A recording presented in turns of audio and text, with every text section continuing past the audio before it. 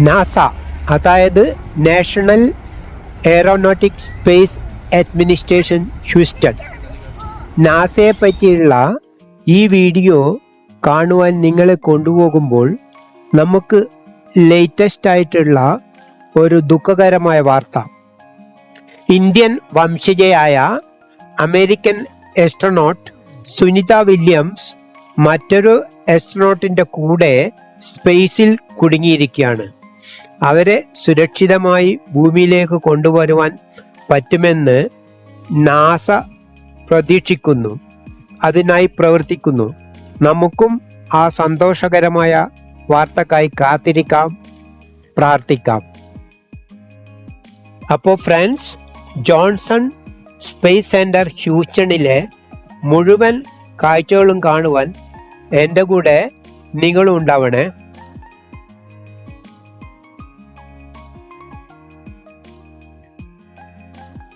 Human space flight ട്രെയിനിങ്ങും റിസർച്ചും കൂടാതെ mission കൺട്രോളും, അതായത് സ്പേസിലേക്ക് പോകുന്ന ബഹിരാകാശ വാഹനത്തെ നിയന്ത്രിക്കുന്നതും ഇവിടെ നിന്നാണ്. സ്പേസ് ഷട്ടിൽ ലോഞ്ച് ചെയ്യുന്നത് മുതൽ അത് ബഹിരാകാശത്ത് നിന്ന് തിരിച്ചു വരുന്നത് വരെ നിയന്ത്രിക്കുന്ന ഒരു സ്ഥലം കൂടിയാണ് ഇത്. കണ്ടോ, ഇവിടെ മുമ്പേ സ്പേസിൽ പോയ ആസ്ട്രോനോട്ട്സിന്റെ ഒക്കെ ചിത്രങ്ങൾ പ്രദർശിപ്പിച്ചിരിക്കുന്നത്. ഇത് ഇന്ത്യൻ വംശജയായ ആദ്യത്തെ സ്പേസ് ആസ്ട്രോനോട്ട് കൽപ്പന ചാവ്ല ഒരു വിജയകരമായ സ്പേസ് യാത്രയ്ക്ക് ശേഷം രണ്ടാമത്തെ ബഹിരാകാശ യാത്രയിൽ ഷട്ടിൽ തിരിച്ചു വരുന്ന സമയത്ത് അപകടത്തിൽപ്പെട്ട് ദാരുണമായിട്ടായിരുന്നു ഇവരുടെ ലോകത്തോടുള്ള വിടവാങ്ങൽ.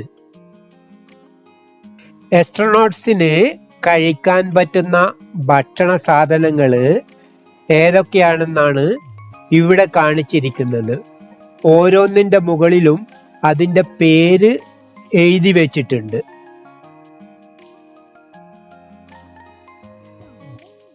സ്പേസില് ആസ്ട്രോനോട്ട്സ് ഉപയോഗിക്കുന്ന ടോയ്ലറ്റ്സ് ഇതുപോലെയായിരിക്കും.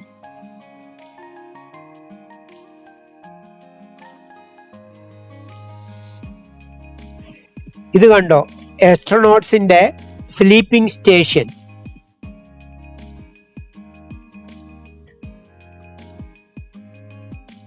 റോക്കറ്റ് വിക്ഷേപണം നടക്കുന്നത് ഇവിടെ നിന്നല്ല കേട്ടോ, അത് ഫ്ലോറിഡയിലെ കെനഡി സ്പേസ് സെന്ററിൽ നിന്നാണ്.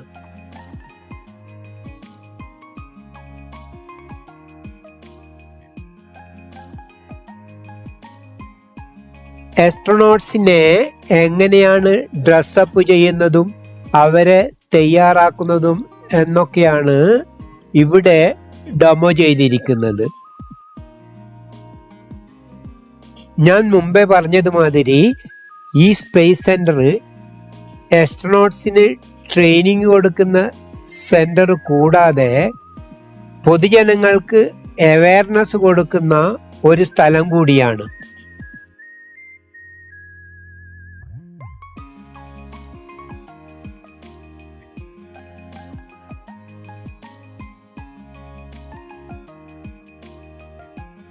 ബഹിരാകാശ സഞ്ചാരികൾക്കായിട്ടുള്ള ലബോറട്ടറി ഇതുപോലെയായിരിക്കും. National laboratory.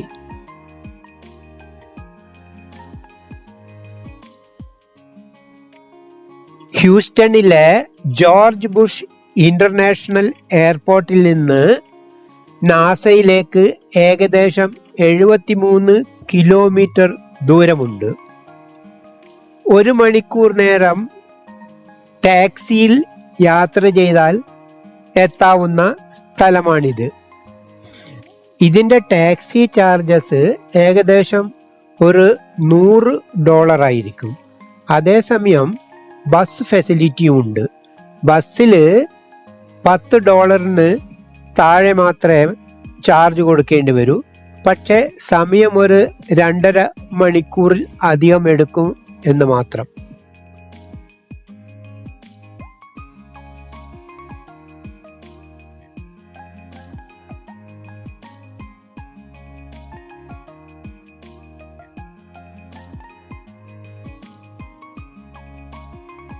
മാർസും മാർസിനെ പറ്റിയുള്ള ഡീറ്റെയിൽസും ഇവിടെ ചിത്രസമേതം പ്രദർശിപ്പിച്ചിരിക്കുന്നത് വളരെയധികം അറിവ് പകരുന്നതും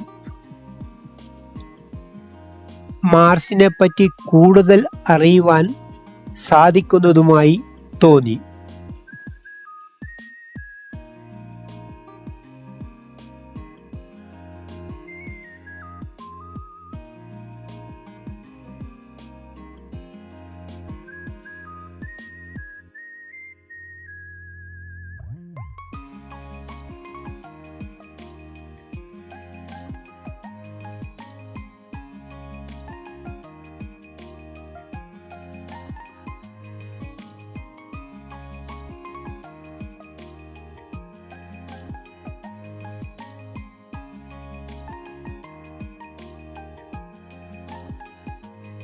ഇവിടെ രണ്ട് ഒരേപോലെയുള്ള മാസസ് വെച്ചിരിക്കുന്നുണ്ട്.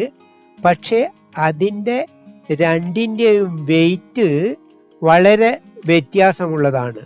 മാർസിൽ ആ മാസിന് ഭാരം കുറവും എർത്തിൽ അതിന് വളരെ കൂടുതൽ ഭാരം ഉള്ളതുമാണ്.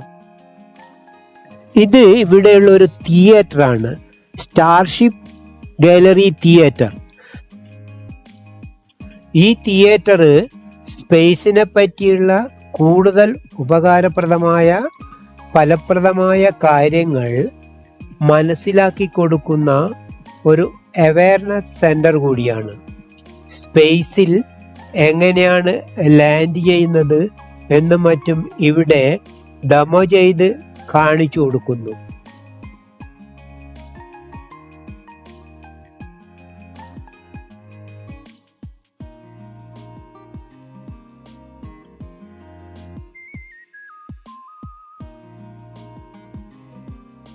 ഫ്രണ്ട്സ്, എൻ്റെ കൂടെ സഞ്ചരിച്ച് ഈ സ്പേസ് സെന്ററിലെ കാഴ്ചകൾ കാണുമ്പോൾ മടുപ്പ് തോന്നുന്നില്ലെങ്കിൽ ഈ വീഡിയോ ലൈക്ക് ചെയ്ത് കമൻറ്റ് ചെയ്ത് ഷെയർ ചെയ്യണേ. എൻ്റെ വീഡിയോ ആദ്യമായിട്ട് കാണുന്ന ഏതെങ്കിലും കൂട്ടുകാരുണ്ടെങ്കിൽ എൻ്റെ ചാനൽ ഒന്ന് സബ്സ്ക്രൈബ് ചെയ്യണേ.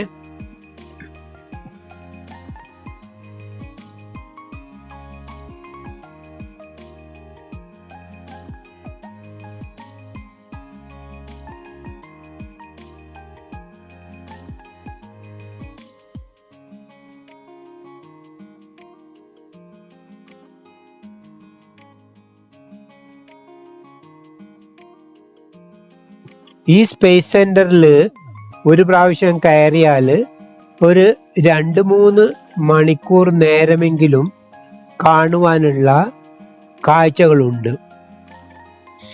അതിൽ നമുക്ക് മടുപ്പ് തോന്നുകയുമില്ല.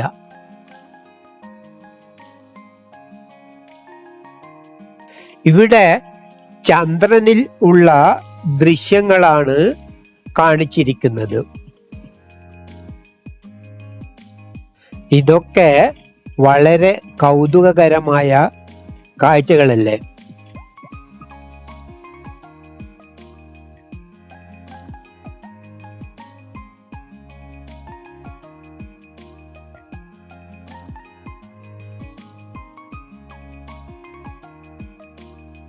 ഇത് ഈ സ്പേസ് സെന്ററിലെ മറ്റ് ഭാഗങ്ങളെയൊക്കെ കാണിച്ചു കൊടുക്കുന്ന ഒരു വാഹനമാണ്. ഇതിൽ അതൊക്കെ എക്സ്പ്ലെയിൻ ചെയ്യാൻ ഒരു ഗൈഡുമുണ്ട്. ഹ്യൂസ്റ്റണിൽ സ്ഥിതി ചെയ്യുന്ന ഈ നാസയുടെ സ്പേസ് സെന്ററിനെ ജോൺസൺ സ്പേസ് സെന്റർ എന്നാണ് അറിയപ്പെടുന്നത്. അത് ഞാൻ മുമ്പേ ഇവിടെ സൂചിപ്പിച്ചിട്ടുണ്ട്. മുൻ അമേരിക്കൻ പ്രസിഡന്റായ ലിൻഡൺ ജോൺസന്റെ സ്മരണാർത്ഥമായാണ് അങ്ങനെ പേര് കൊടുത്തിരിക്കുന്നത്. അദ്ദേഹം ഒരു ടെക്സസ്കാരനായിരുന്നു. ഇത് മറ്റൊരു തിയേറ്ററാണ്. ഇവിടെയും സ്പേസ് സംബന്ധമായ ഒട്ടേറെ സംഗതികൾ വിവരിക്കുകയും പ്രദർശിപ്പിക്കുകയും ഒക്കെ ചെയ്യുന്നു.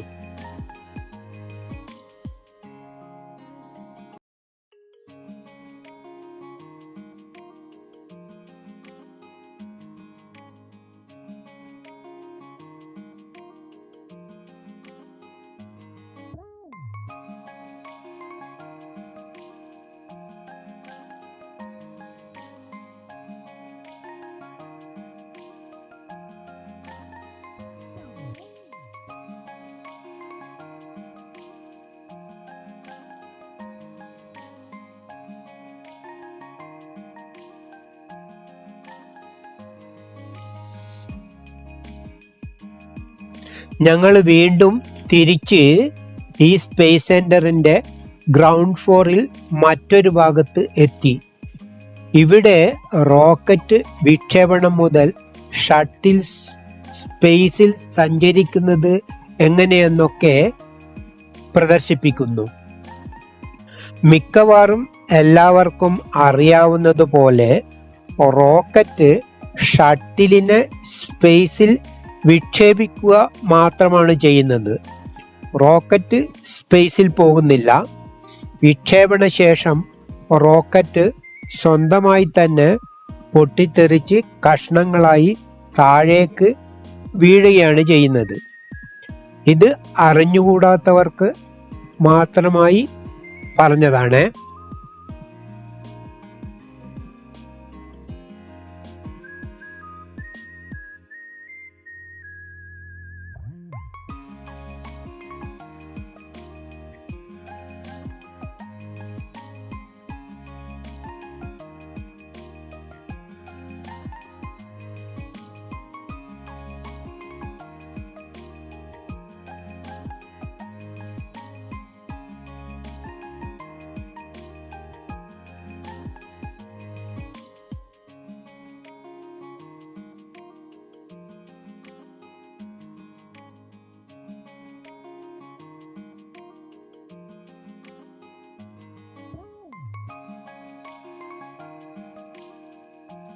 കണ്ടോ, ഇതിൻ്റെ അകത്ത് വളരെ കൗതുകകരമായ വിജ്ഞാനപ്രദമായ പല സംഗതികളും പ്രദർശിപ്പിച്ചിട്ടുണ്ട്.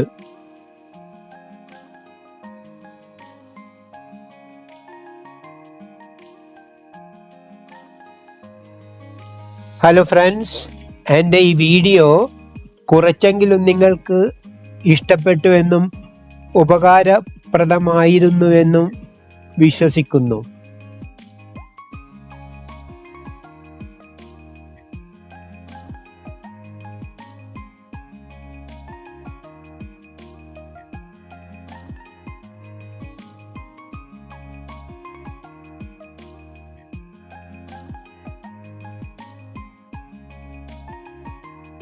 എൻ്റെ വീഡിയോ കണ്ടതിന് വളരെയധികം നന്ദി. മറ്റൊരു പുതിയ വീഡിയോയുമായിട്ട് നമുക്ക് വീണ്ടും കാണാം. Bye bye, see U.